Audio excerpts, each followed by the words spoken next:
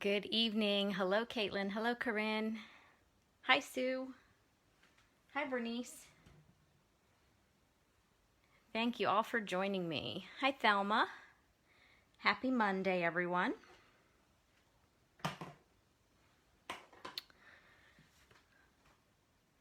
Getting my technology set up here. Hoping it works. I had a little snafu earlier for a meeting. And there goes my light.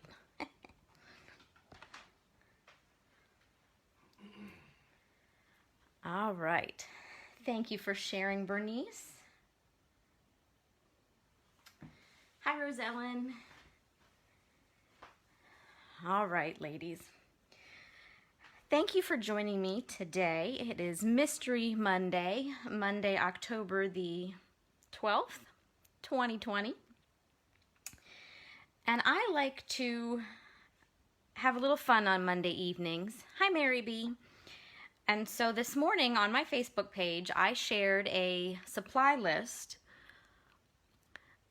for the card we are going to be making this evening. But I did not give you a sneak peek because it is a mystery card. So this is a fun card. I think you'll be able to craft along with me. You might want to take a little note for one of the steps here, but this is a simple card with a fun surprise inside. So are you ready? You want to see the mystery? Okay, ladies, here is the card we are making this evening. And you might be thinking, okay, Jen, that's nice, but what's so special about it? And so here we are. Here is the surprise. It is a surprise explosion card. And this is another one of those techniques that I saw it and thought, oh, I don't know about that. But then when I learned how to make it, it's easy. And you can actually churn out a lot of these pretty quickly. I actually made this one and all the samples that I am going to show you in 24 hours, which is pretty impressive for me, at least in my opinion, since I've got little ones that I'm virtual schooling and normal household stuff to do as well. So the fact that I got all these made in one day was rather impressive to me. And this is a card that I learned the technique from my wonderful friend and fellow demonstrator, Dory Schneider. So we will go ahead and get started on our little surprise explosion card. This card that I'm making tonight features the Celebrations Tidings stamp set. And I love this one because it covers a variety of holidays. It's got Christmas and Halloween covered. You can do Thanksgiving as well with the Always Grateful. And it's even got Just For You, so you can use a lot of these all year round. And then I am pairing that with the matching die set. This is the Celebration Labels dies. And I've used this before. This is a set that I use quite a bit. If you follow me, you know I love the stitch shapes. So I definitely had to break those out on this card, and you'll see some stitch rectangles on some of the other samples as well. But this is a great bundle, and if you buy the bundle together, you get a 10% savings. And this is in our holiday catalog. So, first thing you will need is your card base. This is your piece of cardstock that is 5.5 by 8.5. And this step is very simple. The only thing you need to do is turn it to the long side and score it down the middle at 4.25.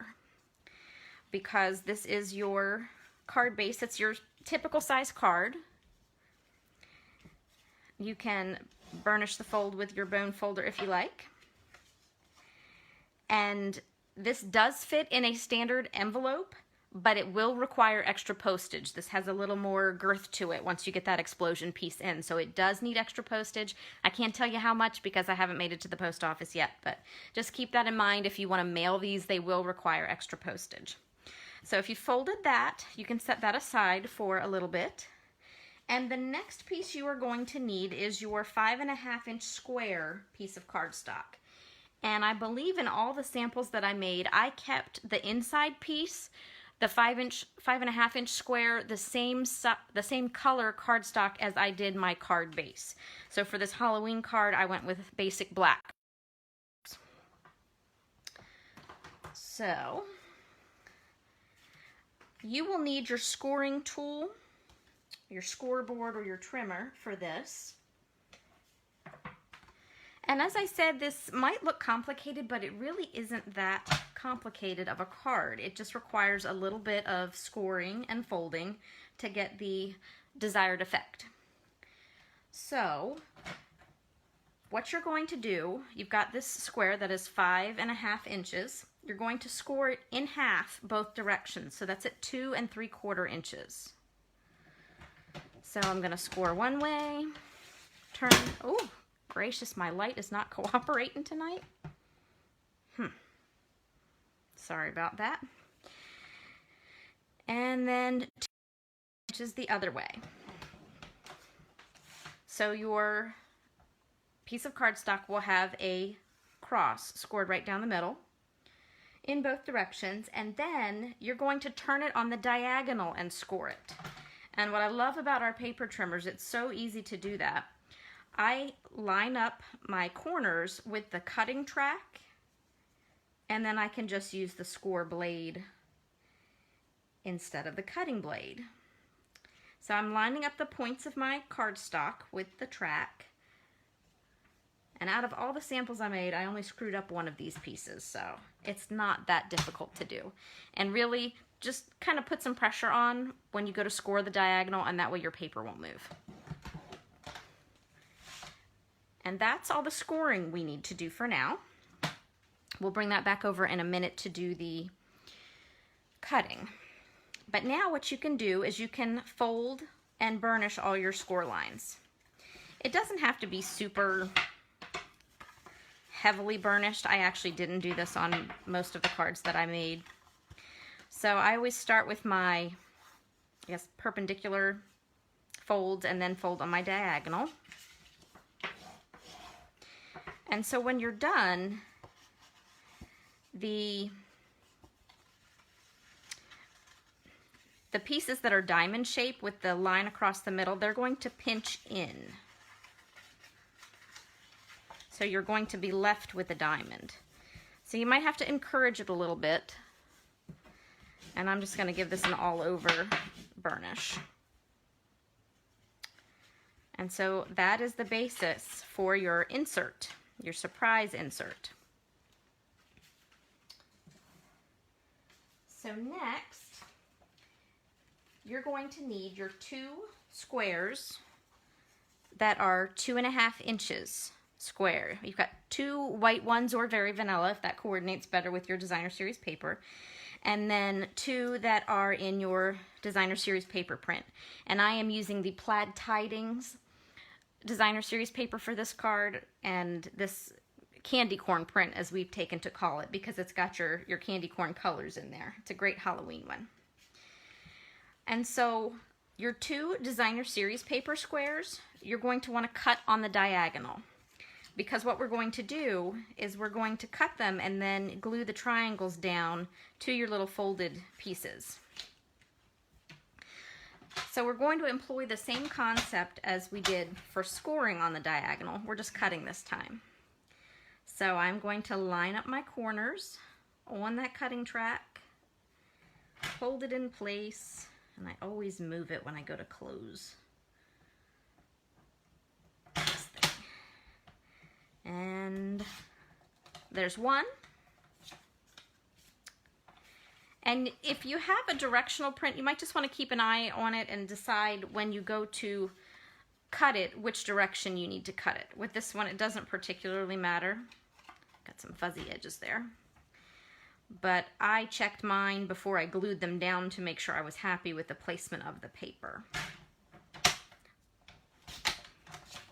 Okay. And there we go. That's really the extent of the cutting and everything tonight. So now we're going to do a little bit of stamping. I'm going to bring over my Whisper White squares, and I'll show you the inside of the card again.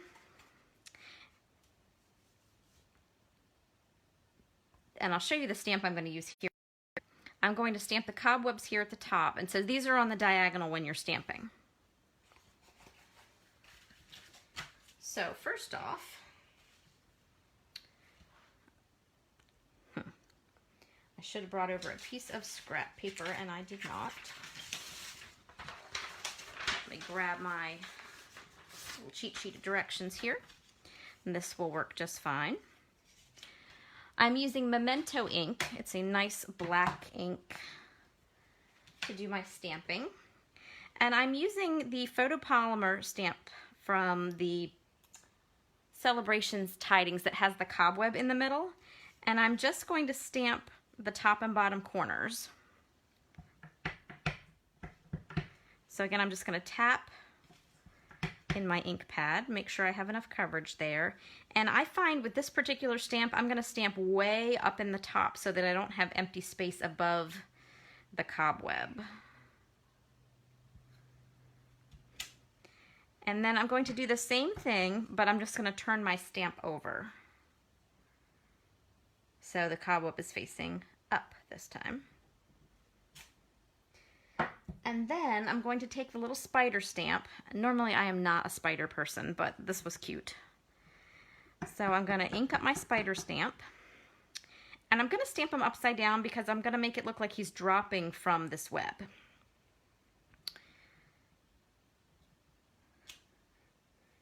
And then, since he's dangling in midair, I can't have that. I'm going to take my a black pen and just draw a little line, a little squiggly line down to my spider. So there he's hanging out there. And that's that piece. I'm going to repeat the cobweb on the top and bottom of this square, just like I did on the other one. And then I'm going to stamp my sentiment in the middle. So this is a card you're not going to have a lot of room to write in, but it's a fun design and I think people will be excited about the little surprise element inside. So there is my cobweb, and I'm going to use the Happy Haunting sentiment and just stamp that in the middle. And there we go.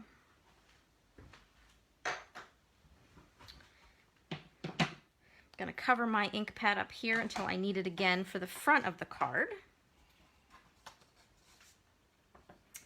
And now we do some assembly. So you're going to work with your cardstock square on the diagonal there. And the spider design I'm going to put on the top, and my sentiment piece that I would sign if I was sending this is going to go on the bottom. And for just adhering paper and cardstock squares, I'm going to use my Stampin' Seal. We'll see if it chooses to cooperate tonight or not. But when I glue the surprise piece into the card itself, I'm going to use my Stampin' Seal Plus so that it does not fall out of the card.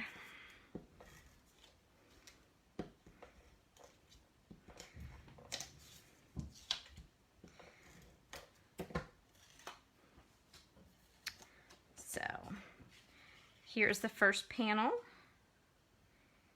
and I'm just going to center that on that top diamond and repeat with the second one.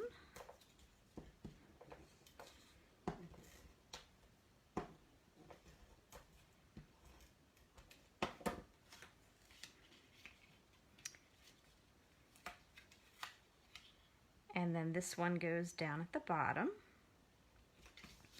And now I'm going to take my triangles that I cut and just place them on the other diamonds that have the score line through it. And the thing I find helpful here is to have a piece of paper that I can run my glue off on, because you want glue on these little corners. And so I like to run along the edge and just sure my corners are going to stay where I want them when my Stampin' Seal decides to cooperate. As usual, it is feeling camera shy.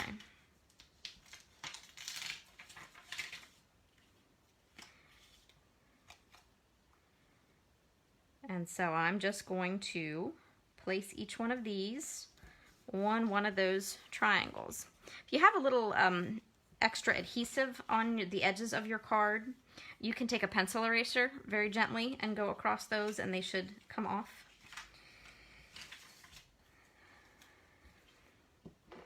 The trick is to get the glue on the corners, but not too many other places. And my Stampin' Seal is not behaving.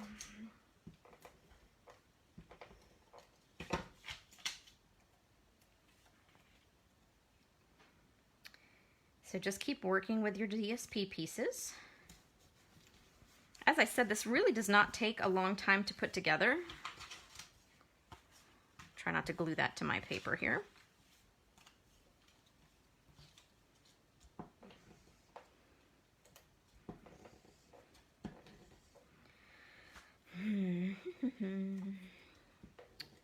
There we go.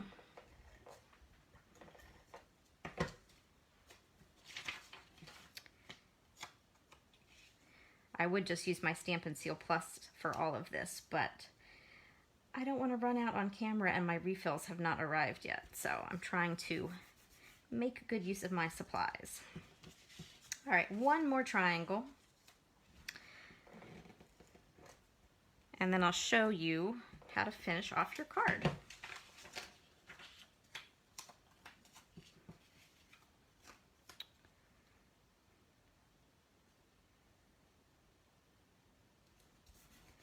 There we go. All right, so set your insert aside for and bring back over your card base. The first thing I'm going to do is I'm going to take this piece of Designer Series paper and glue it to the front of the card. Now I have two pieces for the inside. You could, if you wanted, just leave the inside of the card blank.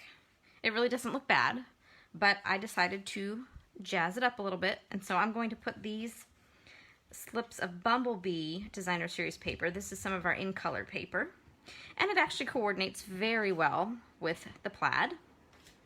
So I'm going to glue those to the inside of the card, top and bottom, and then I'm going to glue the plaid piece to the front. So I'm going to do that first, and that way I'll know which direction I want my card in.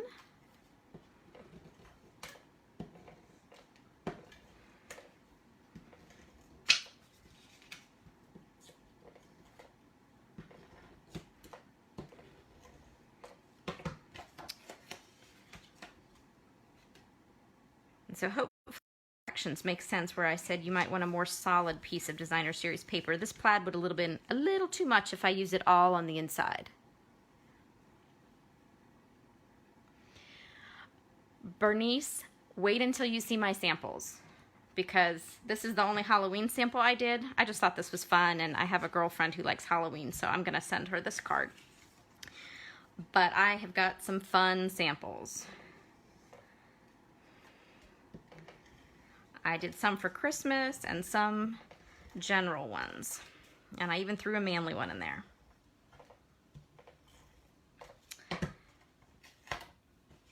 So one piece of Designer Series paper on the top.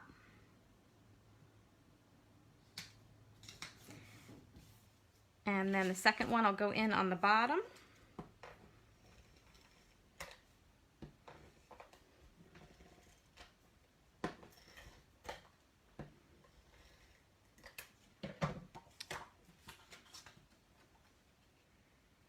And then we will go ahead and decorate the front, because that's just easier to do, I think, when your card doesn't have the extra little bulk of the insert. So for the front,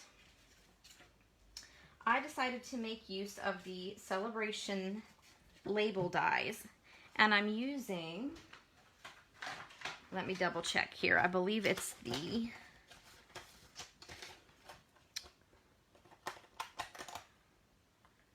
third and fourth smallest,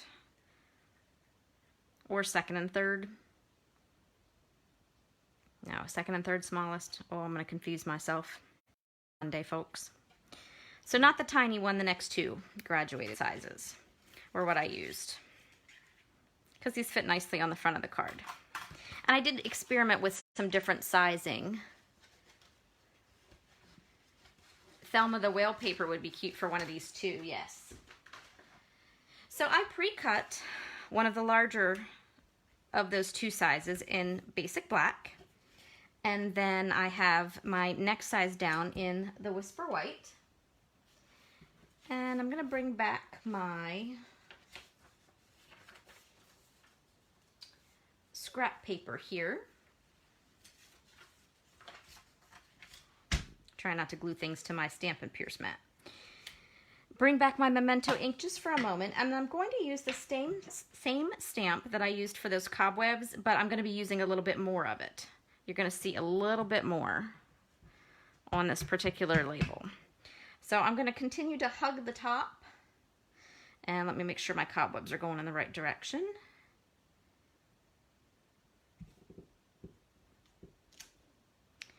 And so I'm just going to repeat that design on the bottom, just in flipping the stamp around.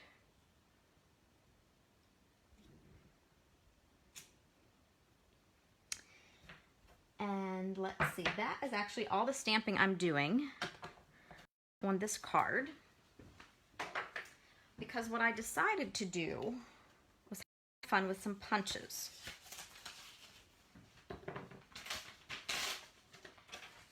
And so, first thing I'm going to do is glue the piece I just stamped on. I promise you this adhesive works, ladies. I think it's just mine.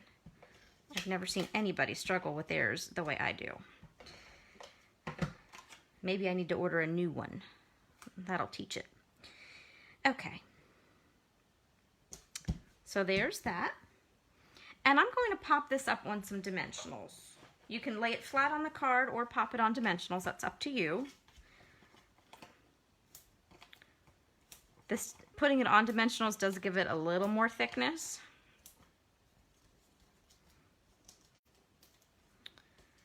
And the card is already a little thick. As I said, it does require extra postage if you want to mail it.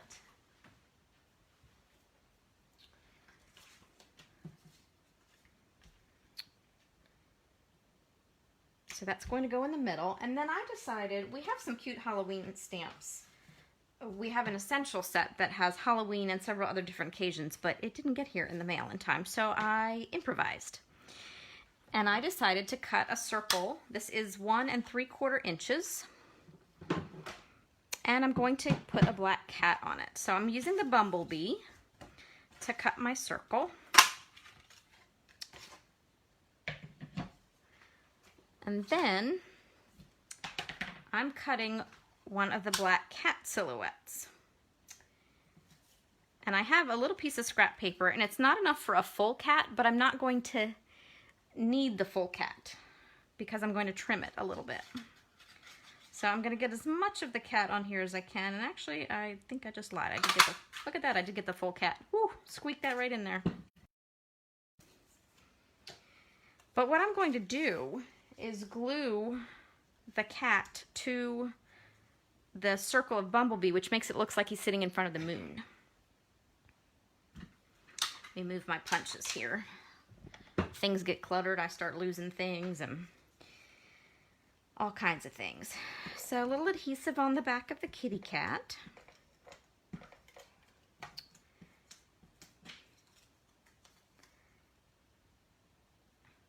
And then I'm just going to press him down on the circle, and then I'm going to flip him over and trim with my scissors.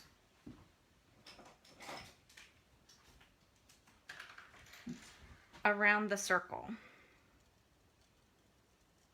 I didn't like the effect of having the whole cat on the front of the card. I just liked it kind of silhouetted there by the moon. And then I'm going to pop a couple dimensionals on the back of this piece and put it in the center of the front of my card. And hopefully I'm not going in and out too much. I just saw a little blurriness on my video there, so I apologize for that. I thought I had been doing better. And for one last finishing touch on the front of the card, I decided to add a couple of the champagne rhinestones. If we'd had pumpkin pie, I would have put that on. It would have been nice to bring out the orange, but the champagne color works well with this designer series paper as well. And I'm just going to put one right on the center of either side of my label. And that, ladies, is the front of the card. And really, this by itself would make the cute front of the card. But we want to put in that explosion piece. And so here's the one thing to remember is check your orientation. Don't glue your diamond in upside down. So I'm going to open my card up. And I'm going to take my explosion piece and fold it back up. And I'm keeping in mind where everything is here, and I'll probably double check it before I glue it down. But this is where you need a strong adhesive. I could use my Stampin' Seal, but I run the risk that the explosion piece would pull away from the card, and I don't want that to happen. So I'm going to use my Stampin' Seal Plus, which is great for 3D projects. And so I'm just going to go around the edges and see how well this one and I get along. It does not give me trouble like its sister. I love these segmented pieces too. And so I'm just going to put a layer all the way around and usually a strip down the middle. And good thing I checked because I turned that sideways. So there's my correct orientation. And I'm going to lay it down. So there's only glue on one side. I don't have to put glue on both sides and do this without messing it up. And I'm going to line it up just about even with the piece of designer series paper I have on the bottom panel.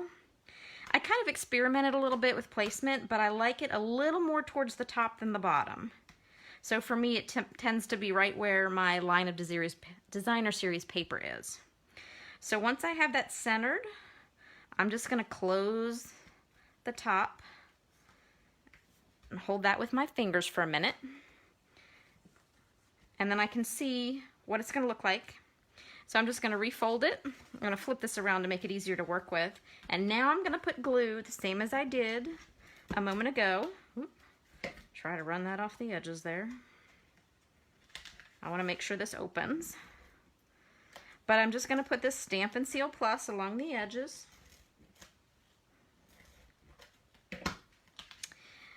And fold the card closed again. And now, when I open it, there's my explosion piece. And what I found is if I press it, I can tell I've got it just about lined up right because it sort of sits open. This wasn't what I was going for, but I noticed this actually happens if I favor the top towards the crease when I am gluing that triangle down or that diamond down. Hope that makes sense. So there you have it, ladies. A sweet little explosion card. And this one in particular is great for Halloween. And you can sign your name there to the inside. You could even write down here if you need a little more room. But there you go. See, Thelma, I told you. It looks complicated, but it really isn't. It's just getting those score lines in the right place and then attaching your pieces.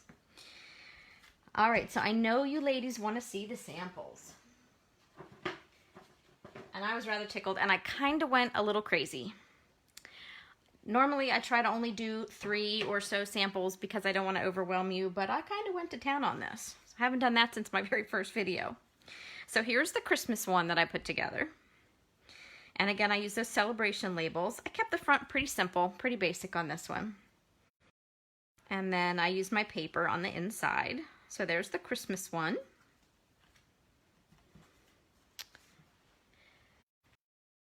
Here is the manly one.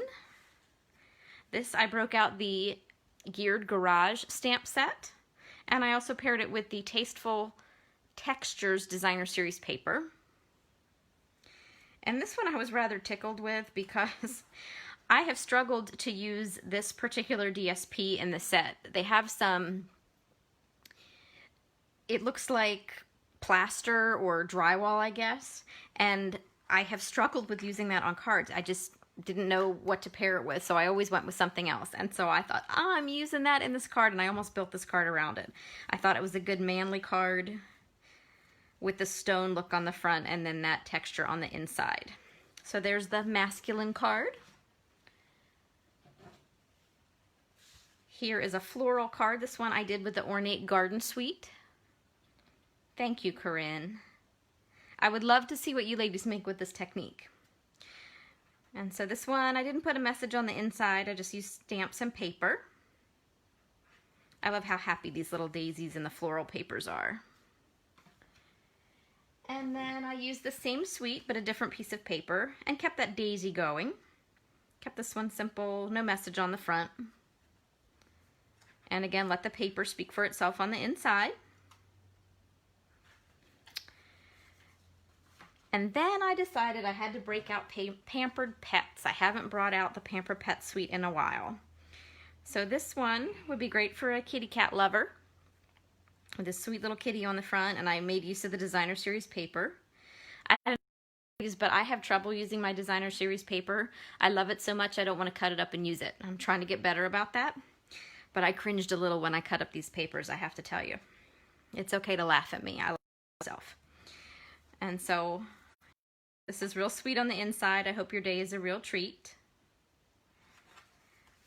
And since I can't just give the kitties all the love, I broke out the doggy as well, and this one I think is super cute. So here is a little puppy. I cut him directly out of the Designer Series paper. There is a die in the Pets dies that matches. And then I added the little dog bone trinket and the matching ribbon. So, and my video keeps going in and out tonight, so I apologize for that. Maybe it's the grid paper. I have to try something different. And there we go, there's the inside. So as I said, I went a little bonkers with the samples, but I had so much fun putting these together, and I got all of these done in 24 hours.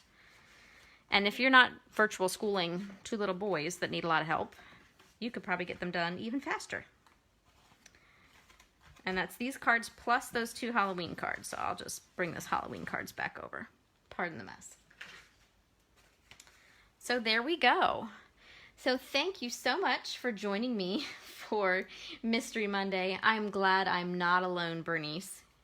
I have paper from years and years ago because it's so pretty I just don't want to use it. But I'm going to get better about it. Love it, chop it is what they say. So thank you for joining me for Mystery Monday. I always enjoy these fun little sessions where I get to surprise you with a card. I hope you will come back and join me on Friday evening for my regularly scheduled Facebook Live at 8:30. On Friday morning, I will post a picture of the card that we are making. I can't remember off the top of my head what I said we're going to work on this week. And I will post a supply list so you know what you will need if you would like to craft along with me. I would love it if you would share with me if you try this technique. I'd love to see your projects. If you need any Designer Series paper, make sure you check out my website. Here is my October host code if you'd like to place an order. Don't forget, this month, till the end of the month, right through the 31st, we are having a Designer Series paper sale. So if you're like me and you love Designer Series paper and you like to hoard it, it's on sale this month. Not all of it, but 15 packs of our Designer Series paper are available at 15% off. So that is a great deal. I'm trying to control myself and not buy any more because I have enough. We'll see if I can hold out till the end of the month. I'm not hopeful. But there you have it, ladies, our Mystery Monday card, our explosion card. So thank you so much for joining me. I hope you all have a great week, and I hope you'll come back on Friday evening and join me as we stamp together again. Happy crafting, everyone. Have a good one.